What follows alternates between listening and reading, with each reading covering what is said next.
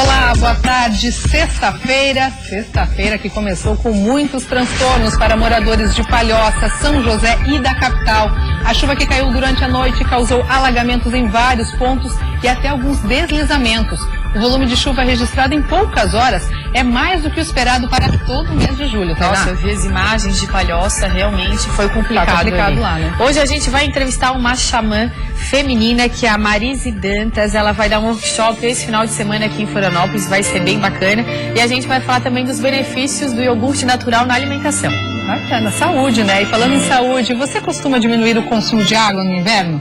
Importante estar atento, né? Nós vamos ver que é possível e é recomendável manter uma quantidade razoável para manter o corpo em dia. A gente vai falar também de evento, cultura. Esse final de semana vai acontecer a peça teatral O Menino que Queria Ser Bombeiro, e tem também aí um outro evento super bacana que está na sua 3ª edição, que é o Palco Solidário. Olha só, e nós vamos ver como a dança pode superar barreiras. Vamos conhecer a história de bailarinos que viram suas vidas mudarem após descobrir a arte de dançar. E tem muito mais a partir de agora. O Olhares está no ar.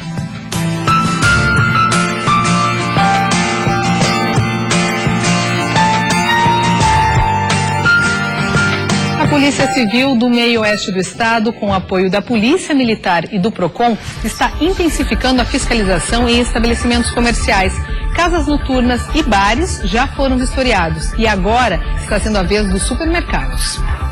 Nesse mini mercado, que funciona num bairro de Joaçaba, o espaço é pequeno e a demanda de clientes se restringe basicamente aos moradores da redondeza. Mas em meio à simplicidade do local, o orgulho em cumprir o dever de manter alvarás e licenças em dia. Sempre buscando informações, desde vigilância sanitária, PROCON, Ministério Público, sempre se adequando ao sistema para poder com que a gente consiga trabalhar, porque é muito difícil, mesmo se não estiver dentro das normas que são exigidas, seria muito melhor, né? Estar em dia com a lei não devia ser nada demais, afinal isso é um dever de todo cidadão. Porém, esse foi o único estabelecimento entre os 11 mercados e mini mercados fiscalizados em Joaçaba e Erval do Oeste nas últimas semanas a estar com toda a documentação hábil para funcionar. A fiscalização, que conta com o apoio da Polícia Militar e do PROCON, faz parte da Operação Alvará Seguro.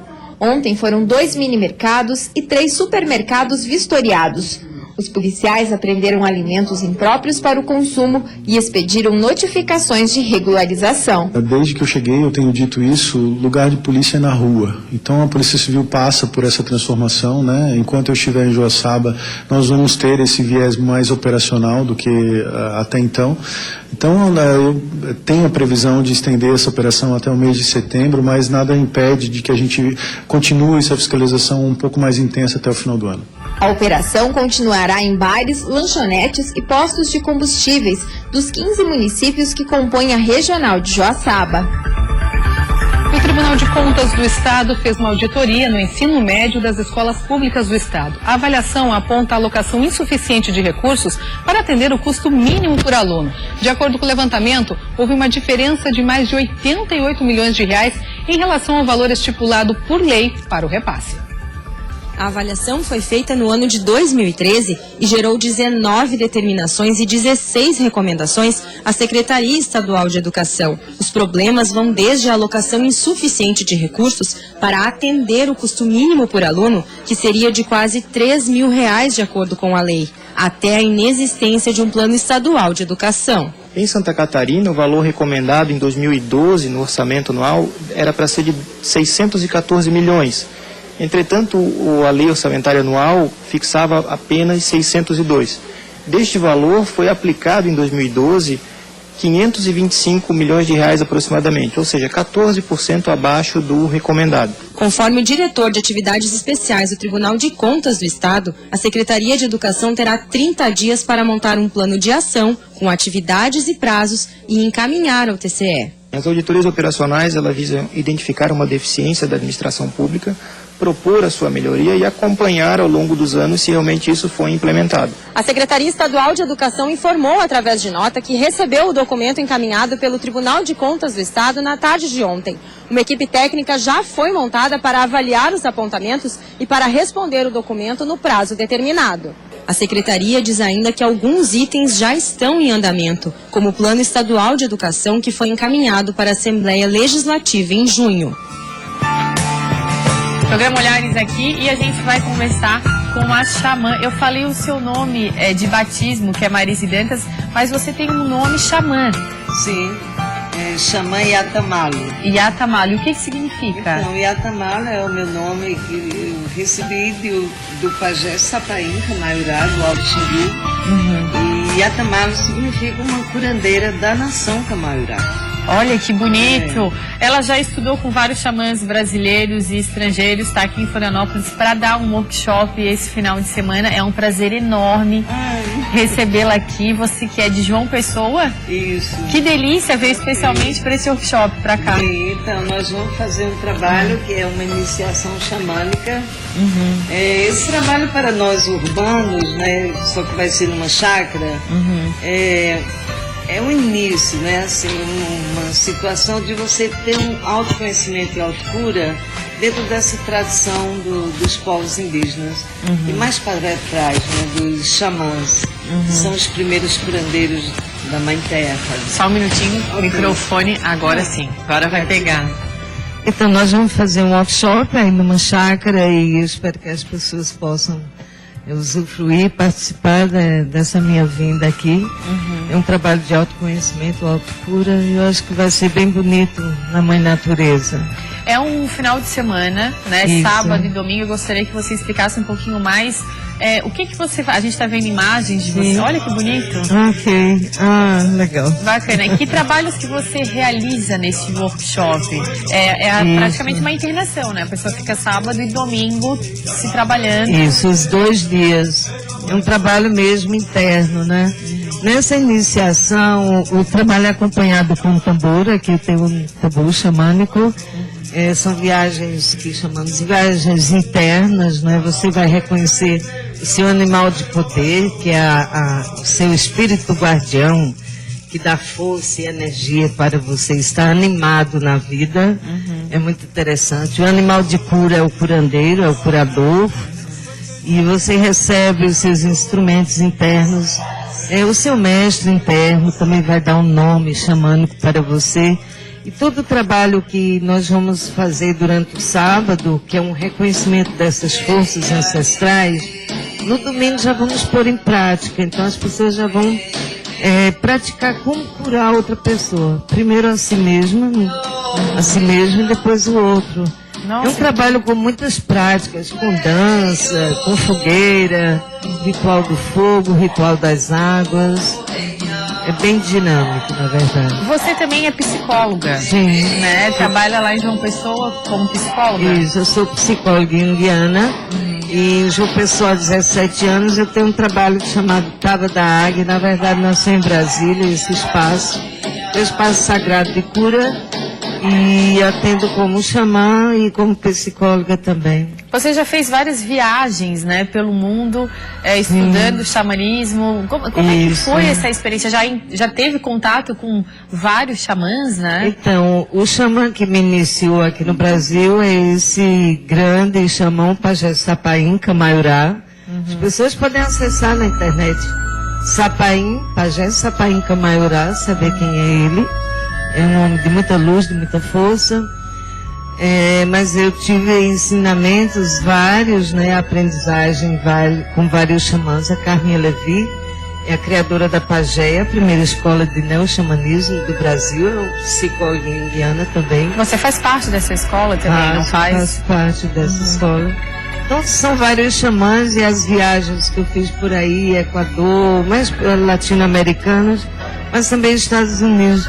Eu faço parte eu sou membro do Conselho dos Anciões do Encontro Indígena das Américas, que é um encontro que nos Mapuche do Chile até os Esquimós da Groenlândia. A gente se reúne uma vez no ano para conversarmos e debatermos sobre a problemática, né, sobre as questões indígenas dos seus países das Américas, na verdade. E você trabalha viajando pelo país, passando os seus ensinamentos. Isso deve ser uma delícia, né? Sim. Onde eu vou, geralmente temos os trabalhos xamânicos, não é? E com esses outros companheiros xamãs, sempre tem alguma atividade de cura acontecendo, onde eu caminho por aí. Que bonito, que trabalho lindo. Muito bom. Um prazer muito grande te receber. A mão esquerda do coração. A minha, eu sou canhota, eu dou sempre a mão esquerda. Tá ótimo. Sempre a do coração. Ok. O workshop, só para relembrar, convida todo mundo que está em casa. Tem vaga ainda? Temos vagas, sim. Você vai entrar no site aqui da Clínica Relux.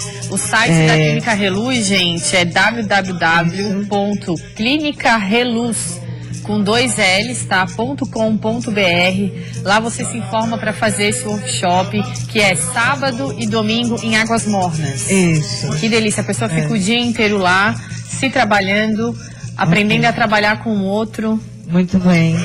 E também eu quero comunicar que eu continuarei aqui em Floripa, segunda e terça-feira, atendendo, fazendo esses atendimentos individuais na Clínica Relux. Ah, é? Aí você vai ter uma chance também de fazer um trabalho de cura com essa xamã que está aqui. Muito prazer e Obrigada. Vida longa e muita felicidade para essa linda Floripa e Santa Catarina geral. Arro. Obrigada. Karina? E agora o nosso assunto é saúde. Você presta atenção na quantidade de água que toma diariamente? Mesmo no inverno, quando a sensação de sede diminui, é importante manter a boa hidratação no corpo. No inverno é comum usar mais casacos para driblar o frio, sentir mais fome na hora das refeições. Mas e como vai o consumo de água nessa época do ano? É muito pouco. Tomo muito pouco.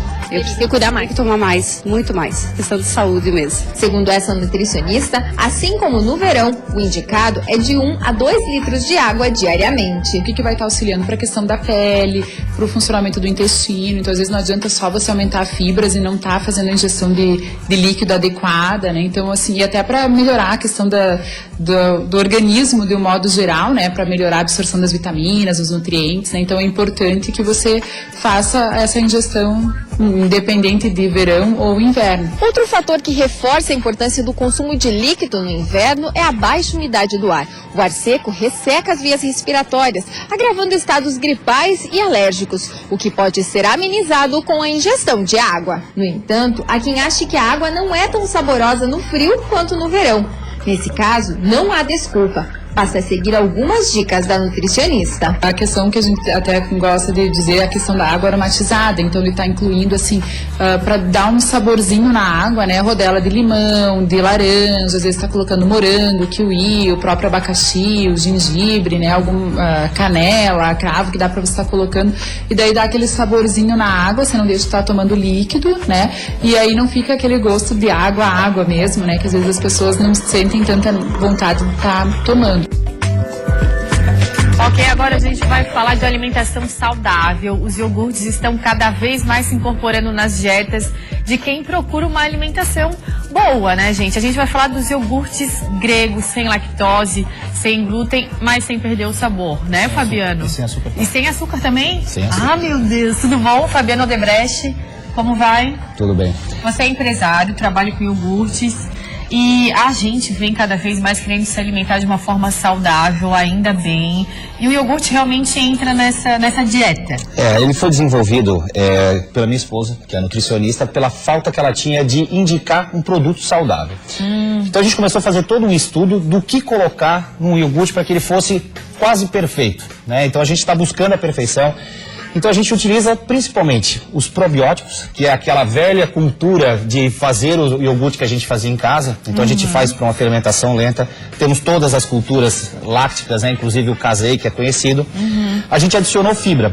Por que a gente adicionou a fibra? Porque a gente tirou a gordura. Então, por ele ser zero gordura, a gente colocou em, digamos assim, compensação para deixar o produto mais saboroso e viscoso, a gente adicionou fibra de inulina. A fibra de inulina provém da chicória, né? Uma fibra que faz super bem para a digestão.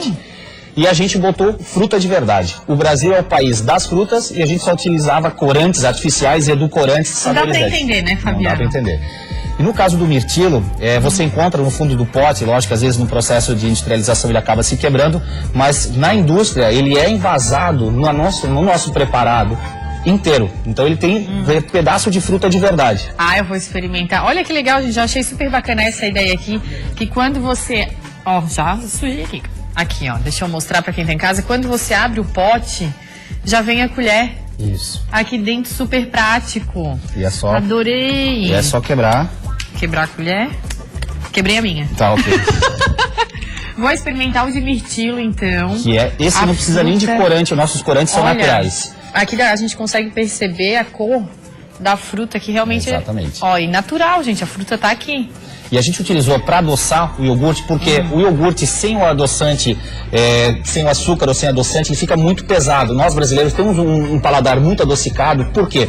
Nossas frutas são extremamente doces. Nós temos a manga, que é extremamente doce, o abacaxi. Então a gente tirou o açúcar e adicionou estévia. A estévia, que é um adoçante natural. Então ele tem o dulçor tradicional de um iogurte, porém com os benefícios de não ter açúcar. Então a gente fez uma matriz de segurança alimentar, onde o intolerante à lactose pode consumir o nosso iogurte porque ele é sem lactose. Ele já é hidrolisado, a lactose no caso. Ele é sem açúcar, então os diabéticos podem consumir. E os produtos não entram na interferência com o glúten. Então assim, a gente criou para uma família como um todo. Então se a mãe tem um filho celíaco, um diabético ou um intolerante, a família toda consome o mesmo produto. Gente, eu tava experimentando aqui, eu não consigo parar de comer. Que Fabiana. É muito bom mesmo, é doce. Não consigo perceber aqui que não tem açúcar. O sabor é um sabor, vou te falar, até melhor do que o iogurte que a gente está acostumado a comer aí. Os melhores iogurtes que a gente tem no supermercado, mas que são industrializados todos. Muito mais saboroso. Realmente uma delícia. Esse sabor que você comenta, ele provém principalmente pela questão da fermentação lenta.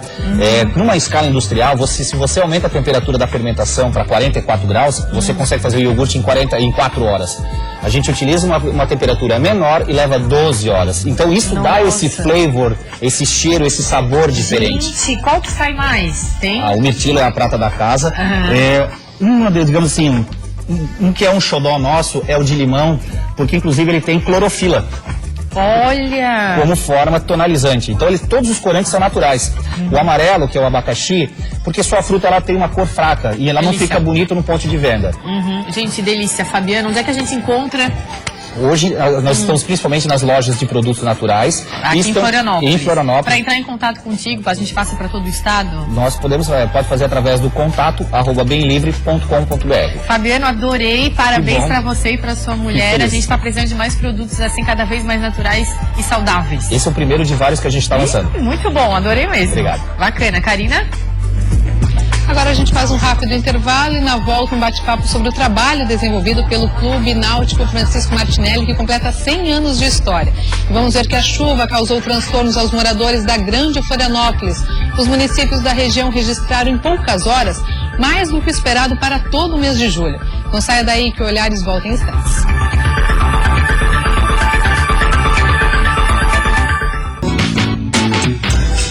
Programa Olhares de volta, mês de agosto está chegando e você já pensou no presente para o seu pai? A gente tem uma super dica para você que o seu pai, eu tenho certeza, vai adorar.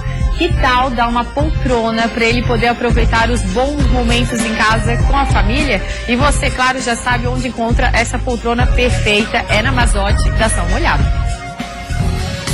Mês dos Pais Mazotti.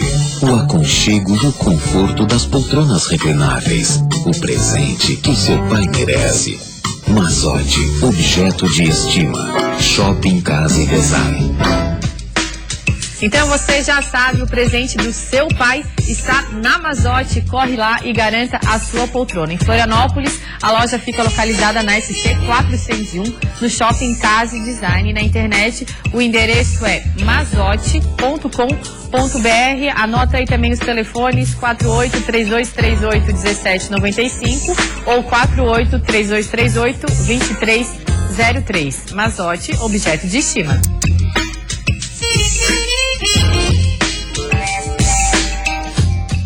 Choveu bastante durante a madrugada na Grande Florianópolis. As cidades com os maiores volumes foram São José, com 152 milímetros, e a capital, onde foram registrados 150 milímetros. Valores superiores à média esperada para todo o mês de julho. Em Florianópolis, até o momento, a Defesa Civil do município registrou 50 atendimentos de diversas naturezas: deslizamento, desmoronamento, alagamento e queda de muro. 3 equipes estão nas ruas prestando apoio às famílias atingidas. No Rio Tavares, que foi o bairro com maior volume registrado, além da chuva, os alagamentos estão sendo ocasionados também pela maré alta. Já em Palhoça, há vários bairros alagados, diversas ruas e casas embaixo d'água. 2 equipes da Defesa Civil estão atuando. Houveram deslizamentos na Enseada e também no Alto Aririú. O centro foi um dos bairros mais atingidos. Até o momento, não há registro de pessoas desabrigadas ou desalojadas. Aqui no centro da Palhoça. E em Lages, os irmãos que tiveram a casa atingida por um deslizamento de terra ainda estão sem ter onde morar. Há uma semana, a casa onde eles estavam desmoronou. A jovem tem passado os dias entre uma casa e outra de amigos e parentes. Já o irmão ainda está no hospital. A sensação agora é de só agradecer, né, a Deus e por a gente estar vivo, porque quem olha lá, até eu mesmo não acredito que eu ainda estou viva, né? Fabiola foi uma das vítimas do deslizamento de terra que atingiu parte da casa onde estava com o irmão em Lages. Hoje, olhando como a estrutura ficou, ela só tem a agradecer. Na última terça-feira, os dois ficaram em meio aos escombros. Ela conta que na hora estavam no quarto e que em segundos a parede desabou. Isso foi em questão de 3 segundos, 2 segundos. Eu olhei assim a parede rachando. Eu vi a parede rachando e vindo na minha direção. Aí, quando eu vi a parede vindo na minha direção, eu senti que a gente caiu. E quando eu senti que a gente caiu, eu já não conseguia me mexer. Segundo o Corpo de Bombeiros, a chuva foi a principal causa do desmoronamento. Como esse solo ele já está saturado, já está encharcado, a tendência é essas encostas forem se liquefazendo, né? E aí há o deslizamento. Fabiola recebeu alta na terça-feira, apenas com ferimentos leves pelo corpo. Já o irmão ainda continua no hospital. Ele quebrou o pé e deve fazer a cirurgia nesta sexta-feira. Agora, a maior preocupação é para onde ir, já que a casa ficou comprometida. A gente está só esperando um apoio, né, dos órgãos aí, de Defesa Civil, Prefeitura, órgãos públicos, né, para ver se dá um apoio aí pra gente recomeçar, né? Até que o laudo técnico fique pronto, o local vai continuar interditado. A previsão é que na semana que vem a Defesa Civil conclua os trabalhos que devem indicar se as casas terão de ser demolidas ou não. Mesmo com um pouco de dor e passado o susto, o momento mesmo é só de alívio para Fabiola e o irmão. A partir de agora, terão 2 datas de aniversário para comemorar. 20 de agosto eu fazia aniversário, eu digo que dia 20 de julho eu renasci de novo, né? Então, 2 aniversários para comemorar aí. Tá certo. Agora a gente vai falar do Clube Náutico Francisco Martinelli, que está completando 100 anos, gente. Para contar essa história de um século pra gente, a gente convidou o presidente do clube, Jean Lima. Tudo bom, Jean? Como é que vai? Tudo bom, boa tarde. Tudo bom, boa tarde. Jean, 100 anos do clube de remo, né? Eu até perguntei pro Jean, é o mais antigo? Daí o Jean falou, tem um mais antigo. Isso, é o Clube Náutico Riachuelo, né? Foi fundado em 11 de junho de 1915. O Martinelli, 50 dias depois, no 31 de julho, foi fundado. Ou seja, logo em seguida, né? Isso, logo em seguida. Os co-irmãos que a gente fala, né? E daí tem o mais novo, que é o Eldo Luz, que é de 1918. A gente tem uma cultura bem bacana de remo aqui em Florianópolis, no nosso estado. Você era atleta do clube, eu queria que você contasse um pouquinho da sua história. A minha história no remo, assim, especificamente no galpão, começou em 89, né? Eu sou filho de atleta e diretor, né? Meu pai iniciou nos anos 70 e foi diretor do clube, foi presidente da federação, né? O Arnaldo Amaral Lima. E então essa história de falar de Martinelli, de remo, de competição, eu ouço desde cedo, né? Então, como eu falei, iniciei em 89, como teve a fase de atleta e posteriormente, então, como dirigente, ajudando o clube em outras funções e assumi, então, a presidência. Eu imagino que você deve ter ficado muito feliz, né? A tua história é a história do clube também, né? Desde muito cedo você lá e agora assumir a presidência. Exatamente, foi uma alegria, no começo deu aquele friozinho, né? Será que eu vou corresponder a essa expectativa de justamente pegar o centenário do clube, né? Uma data tão importante.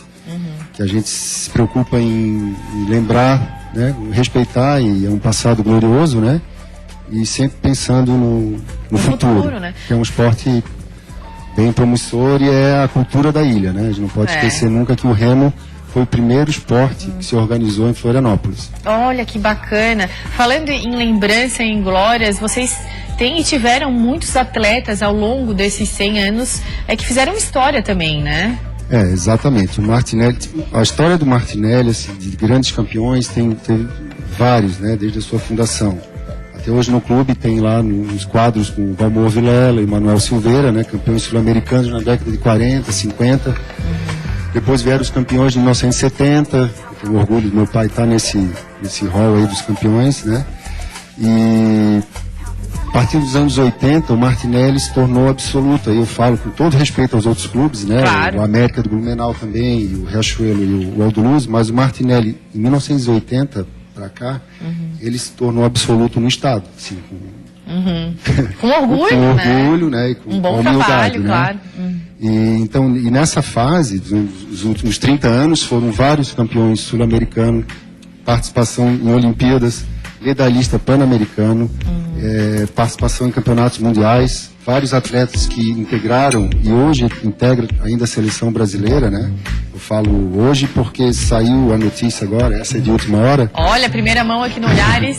Que o atleta júnior, nosso Paulo Giovanni, vai integrar a seleção brasileira no campeonato mundial que vai ser disputado em agosto no Rio de Janeiro. Nossa, parabéns, gente. Vamos acompanhar e ficar de olho nele. Que e não legal. só os atletas do Martinelli fazem sucesso e a carreira é brilhante, né?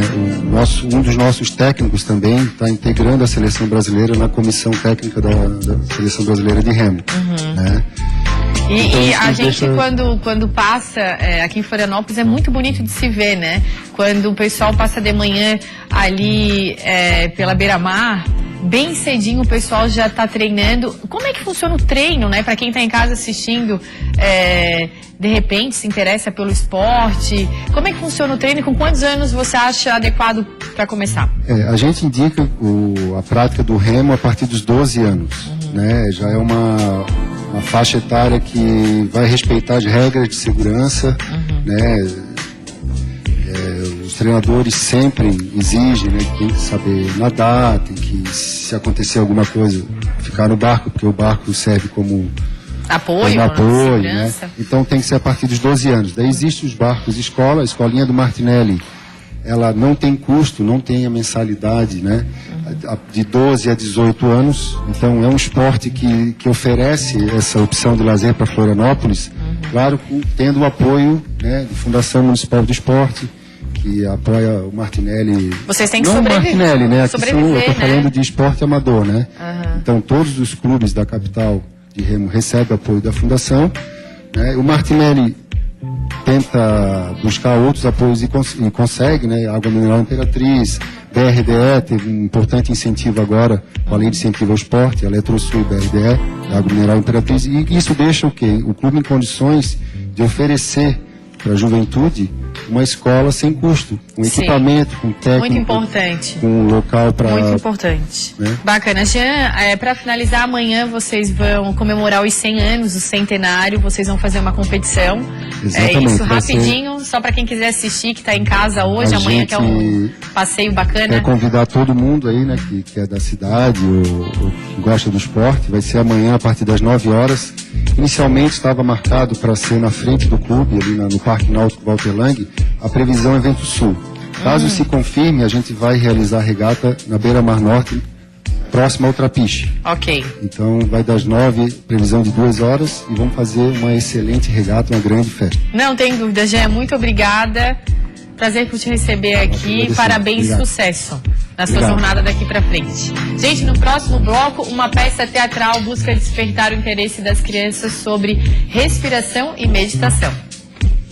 Nós vamos conhecer a história de bailarinos que mudaram de vida com a dança. E também teremos dança aqui no estúdio. É o palco solidário. Não saia daí que a seguir tem todos os detalhes.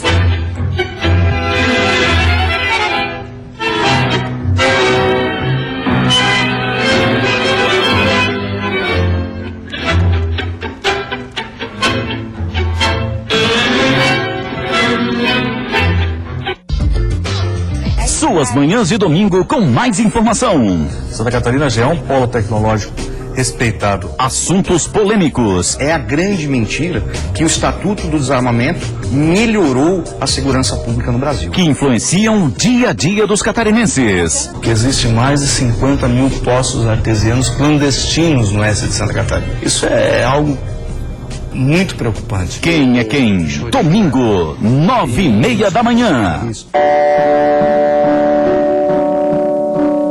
Meu nome é José Carlos Silva, tenho 18 anos. Eu adoro tocar guitarra e andar de skate com meus amigos. Minha mãe me chama de Zeca e eu confio muito nela. Ela sabe tudo sobre mim. Tudo mesmo. Ela sabe que eu quero ser um doador de órgãos. Na verdade, toda a minha família sabe disso e todos me respeitam. Disso eu tenho certeza. Eles entendem. Eu quero ajudar outras pessoas, mesmo quando eu for embora. E eu sei que se for preciso na hora certa, eles vão falar por mim. E vão saber o que fazer. Os órgãos do José Carlos puderam salvar outras vidas, graças a uma conversa e uma linda decisão baseada em respeito, confiança e amor. Seja também um doador de órgãos e lembre-se de avisar a sua família sobre esse desejo. Sua família é a sua voz. Olhares. Oferecimento. Célula. Soluções em tecnologia, segurança e monitoramento. Todo mundo tem um grande motivo para comprar no Queires. Programa Olhares de volta, a gente vai falar de uma peça teatral que busca despertar o interesse das crianças sobre respiração e meditação. O nome da peça é O Menino que Queria Ser Bombeiro e está em cartaz neste domingo, sábado e domingo, aqui no Teatro Álvaro de Carvalho, Florianópolis. Eu estou aqui com o Rogério Barros. Tudo bom, Rogério? Tudo bem. Você é do Rio? Sim, na realidade eu nasci no Rio e em 77 eu me mudei para Florianópolis com a minha mãe, que ela era engenheira da Eletrosul. E em 97 eu voltei para o Rio a convite da Rede Globo e fiquei lá até hoje, basicamente. E aí você, como é que surgiu a ideia dessa peça? É uma história bem interessante, ele estava me contando aqui antes, conta um pouquinho pra gente. Bom, eu dou aula de meditação para comunidades carentes do Rio de Janeiro, aula de yoga e meditação para crianças. Então, acontece que um dos meus alunos era muito agitado. E eu comecei a investigar por que ele era agitado e tal. Ele me falou que ele colocou fogo na casa dele. Opa! Ele roubou o isqueiro da mãe, tocou fogo na casa. E aí a mãe falou, olha, você não pode mais fazer essas coisas. E aí, mas deixa ele fazer tudo. Para ele não se aproximar do fogo, ele pode fazer tudo. Então ele começou a ficar muito agitado. É um garoto assim, é um garoto divertido, mas muito agitado. Ele não tem concentração, ele está no colégio, ele está agitando, ele está em qualquer lugar. Ele é o garoto, na história, na minha peça, ele é o garoto mais agitado do bairro. E, enfim, não difere muito da realidade. Nem um pouco, né? Para quem tem filho pequeno, menino, né, sabe bem o que você está falando. Pois é. Então, um dia eu investigando ele, meditando com ele, eu falei assim, olha, você continua colocando fogo na tua casa. Ele, como, tio, como? Porque, olha só a tua pele, ele tem uma pele toda manchada, alergia de pele, e a mãe dele me falou que quanto mais ele medita, a alergia vai diminuindo. E eu falei, olha, essa agitação que você tem mental faz com que essa alergia aumente. E se você começar a acalmar a tua mente, acalmar a tua casa, voltar para tua casa, não colocar fogo na tua casa é o teu corpo. Se você começar a acalmar a tua casa, acalmar a tua mente, a alergia vai diminuir. É como se você estivesse colocando fogo na tua casa e enquanto você vai se acalmando, você vai tirando esse fogo da casa. O fogo está na mente. Aí eu falei assim, ó, esfrega uma mão na outra. Aí ele fez assim, ó, não esquentou? Pois é, isso é a mesma coisa com a mente. Quando a mente tem um monte de pensamento, um monte de coisa que você quer fazer, um monte de coisa que você já fez e você acha que você perdeu e tal, quando você fica com essa agitação mental, o teu corpo esquenta, você passa calor, você acaba, se for exageradamente, você queima a sua pele, nessa forma alérgica. E eu acho bacana, você tem uma forma muito clara de falar isso, né? Acredito que seja, para uma peça teatral, até uma preocupação, porque você está lidando com crianças, não deve ser o adulto, provavelmente vai adorar ver uma peça dessa. Acho que o recado é para todas as pessoas, inclusive não só para as crianças, mas a forma de passar isso já percebi que você faz de uma forma bem clara, né? Porque deve ser difícil lidar, imagina, com crianças agitadas ainda, aula de meditação e yoga, né? Como é que é? Bom, o começo foi o seguinte, eu comecei a ensinar essas crianças e eu vi, poxa, elas entram em estado meditativo muito fácil, mas elas praticarem todos os dias em casa já não é uma coisa tão fácil. Elas acham meio entediante, pô, vou ficar parado, deixar de ver televisão pra Vou ficar... deixar de jogar videogame? pra ficar 10 minutos parado, 5 minutos parado. Então eu precisava convencer elas a ficar paradas. Então eu pensei, vou buscar uma história aí no mercado que fale sobre meditação. Aí procurei, fui no Google, fui em várias livrarias, não achei nada. E falei, pô, então vou escrever com base na minha experiência. E basicamente, assim, você fica reconhecendo e identificando o ego quando você medita. Porque o ego é o guardião da individualidade. Ele, no bebê, o bebê tá com fome, ele chora. Ele tá assado, ele chora. Tá com dor, ele chora. Tá com frio, ele chora. O ego o movimento básico do ego é prazer e dor. Então, quando tá com dor, você quer evitar a dor, né? E quando você tá com prazer, você quer repetir o prazer. Então, o bebê tá ali sendo alimentado, você tira o peito dele, ele também chora. Ele quer repetir aquele prazer. Por quê? Esses dois movimentos servem para você perpetuar o indivíduo mesmo, é a sobrevivência. O bebê está querendo sobreviver, a natureza dele. Claro. Mas só que você cresce e você continua nessa coisa de evitar a dor. Do desejo, né? Evitar a dor e repetir o prazer. Sim. E muitas vezes é em lidar com a dor que você cresce. E também, por outro lado, é não repetir o prazer que você cresce, porque aquela repetição de prazer gera um comportamento compulsivo e que gera um vício no final das contas. Rogério, você já passou aqui em 5 minutos, eu acho, 6, 7, vários ensinamentos. Adorei, acredito que essa peça seja muito bacana. Convido todo mundo, para quem está em casa, para assistir esse final de semana. Exatamente, no TAC, sábado e domingo, às 17 horas. Leve seu filho, vá com ele, leve todas as crianças que você puder levar, porque é uma coisa que a gente vai começar a ter consciência de um país que a gente quer morar. Se a gente quer morar num país melhor, a gente tem que começar a trabalhar nas crianças. Porque num futuro próximo essas crianças serão os políticos, os empresários, os professores, policiais, com consciência. Muito obrigado. Obrigada, adorei. Gente, hoje o programa está cheio de ensinamentos. Estou gostando, muito bom. Valeu. Karina? E olha só, a programação para o final de semana. A 33ª Festa Nacional do Colono já começou e este ano o evento conta com exposição de animais, feiras, palestras e muita homenagem ao homem do campo. A programação segue até domingo em Itajaí. Daqui a pouquinho a gente vê essa reportagem, a gente vai ver então que tem muito mais além da Festa do Colono em Itajaí. Tem também várias atrações pelo estado. A gente separou algumas coisas bem bacanas para você aproveitar. Olha só a nossa agenda.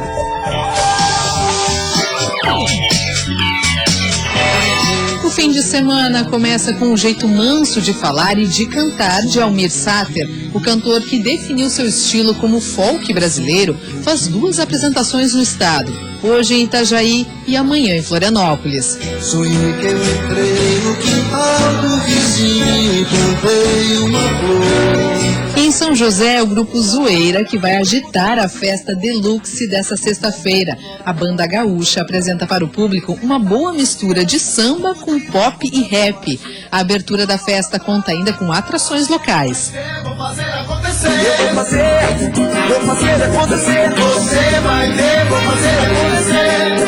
fazer acontecer. E para quem curte um sertanejo, a dica é o show da dupla Maria Cecília e Rodolfo em Chapecó. Com vários sucessos nas rádios, eles vão fazer o público cantar e dançar.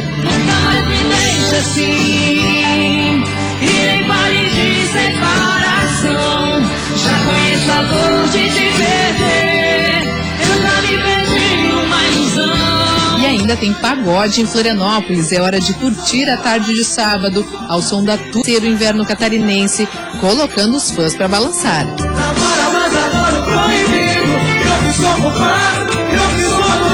E quem Quem também vem ao estado é o cantor Emerson Nogueira, conhecido por sua inconfundível voz rouca. Emerson Nogueira encanta a todos não apenas pela sua qualidade como intérprete, mas também como multi-instrumentista e produtor musical.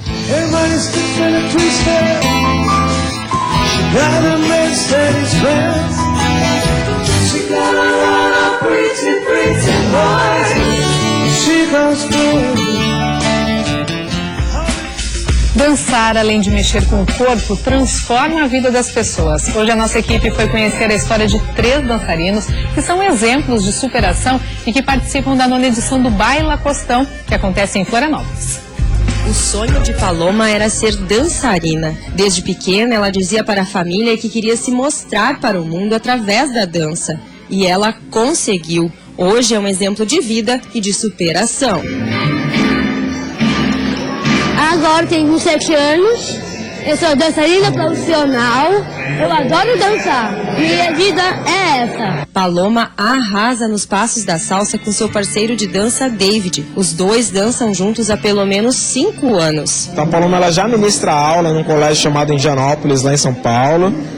E agora nós estamos lançando um canal no YouTube com as aulas da Paloma, que vocês podem acessar lá, youtube.com/Paloma Fonseca. Congressos e competições fazem parte da vida da dupla, mas também é preciso achar tempo para ensaios e para as aulas. Paloma se tornou professora de dança e hoje pode dividir sua alegria com outras pessoas. A dança significa tudo.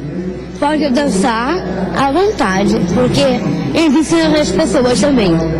Aqui também encontramos o Leandro, natural do Morro do Mocotó, uma comunidade próxima do centro da capital. Ele vê a dança como oportunidade e acredita que ela abre portas na vida.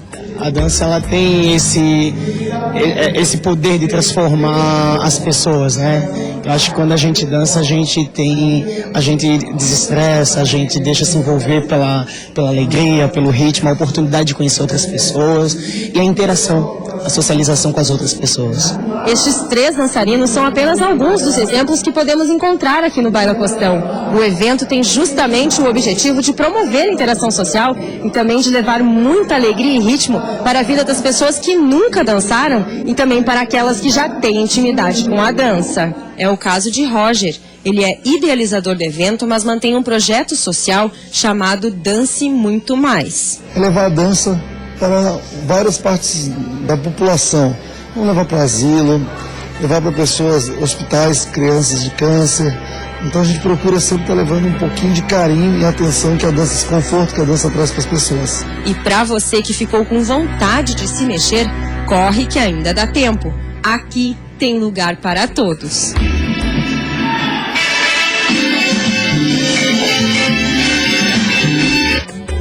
Nossa, que bacana. E agora sim, tudo certo. E a gente confere a reportagem sobre a Festa Nacional do Colono, que está acontecendo em Itajaí. Cedo. Esses daqui acabaram de passar pelo julgamento. De hoje até domingo será assim, um vai e vem no pavilhão de exposições. O Etel, um touro da raça Angus, tem mais de 1 tonelada. Esse grandalhão aí já recebeu 3 prêmios. É um animal que já está fora de campanha agora, né? Ele já participou de várias exposições que foram ranqueadas no estado, né? Conseguindo o título de grande campeão 3 vezes já. E é um touro aí que a gente espera muito dele para frente ainda com sua produção.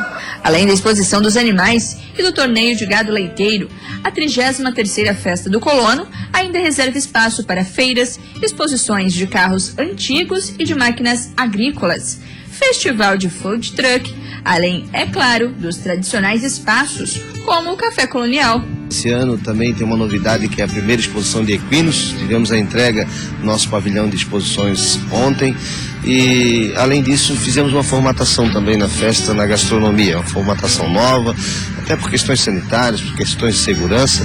Paralelo à programação, dentro do Parque do Agricultor Gilmar Graff, estão acontecendo palestras técnicas na EPAGRE, uma oportunidade para o agricultor tirar dúvidas sobre aumento da competitividade e valor agregado nos produtos. No ano passado, quase 80 mil pessoas passaram pela festa. Esse ano, a organização espera que o número seja ainda maior. O evento é voltado para toda a família. Amanhã abre às 7 horas da manhã e encerra às 11h30 da noite. No domingo, os portões abrem às 9h30 da manhã e fecham às 9 da noite. O que a gente quer, além de homenagear, que é o principal objetivo dessa festa, o agricultor, é também que os nossos visitantes se sintam bem na nossa festa. A entrada para a festa é gratuita. O estacionamento custa R$10 para carro e R$5 para motos. Para os fãs de Luan Santana, no domingo, o sertanejo sobe ao palco às 7 horas da noite e encerra a programação.